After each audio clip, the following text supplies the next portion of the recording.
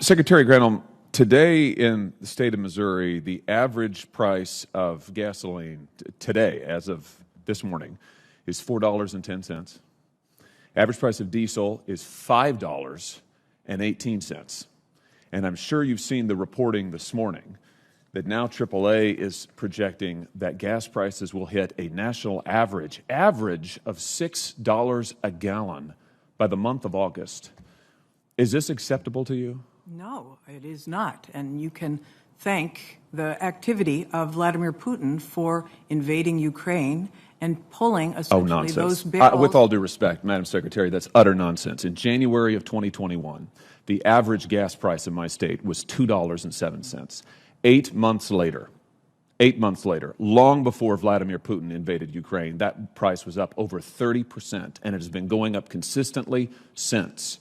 What are you doing to reverse this administration's policies that are drawing down our own supply of energy in this country, that are throttling oil and gas production in the United States of America? What are you doing about it? With respect, sir, it is not administration policies that have affected supply and demand. How can you say that when the price of gas was up over 30% from January to... you answer my questions, and it's my time, Madam Secretary, so why don't you answer my question? From January to August, the price of gasoline was up over 30%. In my state alone, it has been a continuous upward tick since then. And here's what your president did when he first came to office. He immediately re-entered the Paris Climate Accord. He canceled the Keystone Pipeline. He halted leasing programs in ANWR. He issued a 60-day halt on all new oil and gas leases and drilling permits on federal lands and waters. That's nationwide. That accounts, by the way, for 25% of U.S. oil production. He directed federal agencies to eliminate all supports for fossil fuels. He imposed new regulations on oil and gas and methane emissions. Those were all just in the first few days. Are you telling me that's had no effect on our energy supply? 94% of the oil and gas executives that were surveyed by the Dallas Fed said that administration policies had nothing to do with the increase in the price of oil. I'm not interested in opinions of these people. I'm interested in the facts. Are you telling me that these policies had no effect? Is that your testimony that these policies had no effect? Are you telling me, Madam Secretary, are you telling me under oath that these policies had no effect? I'm telling you that 94% of the oil and gas industry... I'm not interested in their opinion. I'm interested in the facts. So, no, they did not. Ask That is Vladimir a remarkable statement. About the increase in demand and the decrease in supply from pulling Russian barrels of oil off the market, thanks to rightly the United States saying we're not going to take Russian oil. Coming out of COVID... So what explains the increase between January and August of 2021? Coming out of COVID, there was an increase in demand because people were driving again. When there was no demand, the prices dropped. That is a basic law of economics. The prices dropped. I have to say, Madam Secretary, with all due respect, your answers are insulting. And they are insulting to the people of Missouri who are looking for action. Now, you said 2 months ago your department was on war footing. What are you doing to bring down the price of gasoline, which has been going up consistently since you took office? The price of gasoline is derived from the price of oil. The price of oil is at $110 a barrel. What are you doing to decrease it? On a global market, sir. If you could let me finish. If you would answer my question. I am answering your question, sir. Oil is traded on a global market. We are paying extremely high prices today, just as they are in Japan. What are you doing to get it down? Just as they are in Germany. Just as they are in South Africa. What are you doing to get it down? We are calling for an increase in supply. We are releasing 1 million barrels a day from the Strategic Petroleum Reserve to try to balance out. Who are you getting it calling for an increase in supply from? It is the largest tool that we have to be able to do that. Who are you calling for an increase in supply from? Excuse me. Secretary, please. Senator Hawley, your time's expired. Could I get an answer to this question, Mr. Chairman? Who are you calling for an increase in supply from? From our domestic oil and gas manufacturers, from international oil and gas manufacturers. Even as you cancel their leases? Senator Hawley, if you want to answer, you have to allow the Secretary to answer.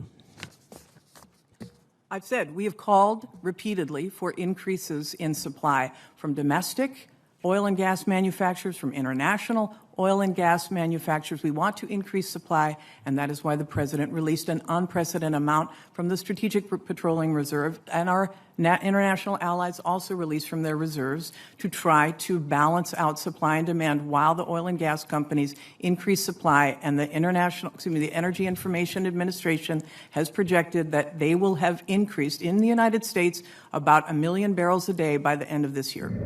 So can you explain why why your administration makes it more difficult for us to drill more oil in this country, and why you believe it's in our national security interest to get oil from Iran, clearly a dedicated enemy of this country and of our ally like Israel, and why would you want to do business with Maduro, who has committed genocide against his own citizens, and millions of people have to leave Venezuela because he's forced starvation in his country?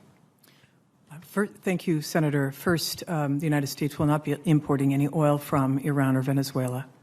Number two, it is really important to know that this administration is calling for increased production in the United States and has issued record number of permits for oil and gas drilling. Since this president took office, more permits issued in his first year than issued in the first 3 years of the Trump administration. We are now a net exporter of oil. It just speaks to the amount of production that we have been doing, and we will be at record production by the end of this year. A survey was done. If that's true, how could gas prices be if that's true, why would gas prices have gone up like it's gone up? As you know, gasoline is derived from oil. Oil is traded on a global market. The global supply of oil has decreased as a result of the Russian invasion of Ukraine, because they used to be one of the world's largest exporters, and countries like the United States have rightfully said, we're not going to take any Russian oil because we do not want to finance Putin's war. Consequently, there have been about 1.5 million barrels per day that have been taken off of the global market. The citizens in Florida and the citizens in South Africa and the citizens in Japan are all paying record amounts because it is traded on a global market. It's why increasing supply is so important. It's why the president has called for 1 million barrels per day to be released from the Strategic Petroleum Reserve. And our allies across the world have also called for increases in theirs, as we are asking for the oil and gas industry to increase production. So what you just said is not consistent with what I've been given. So if you could get me all that information about over the last, let's say, 10 years of all the permits, and do you think it's appropriate that you should that your administration says the oil and gas companies intentionally don't want to drill for oil? Well, I think that some are bringing rigs online, and there are some who have said in shareholder calls that they are holding off on investing in capital to favor shareholder buybacks. So it's not consistent across the board. But I will say that it has nothing to do with the fact that you guys attack them and you No. attack the oil and gas industry? Absolutely not. We are calling repeatedly. I talk to oil and gas industry members all the time. We're calling repeatedly for them to step up at this moment and increase the rig count. It's historically coming back after COVID, where there was a lot shut down. Let me go to my very next question. slowly. What I don't get is what I mean. I don't see that you guys are doing anything to get prices down. I mean, and the thing, you look around this country. I mean, people are losing their jobs.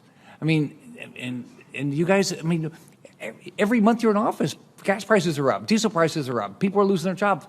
I mean, I don't see anything happening. We share your deep concern about this for everyday citizens. There is no doubt about it. And it's why we have to increase supply right now. It's why we continually call for more investment in rigs to be able to do the extraction necessary to get supply up. It's happening all across the globe. This is why the inflation numbers, a huge number of that, 70%, is related to fuel. That is true in the United States. It's true all across the world.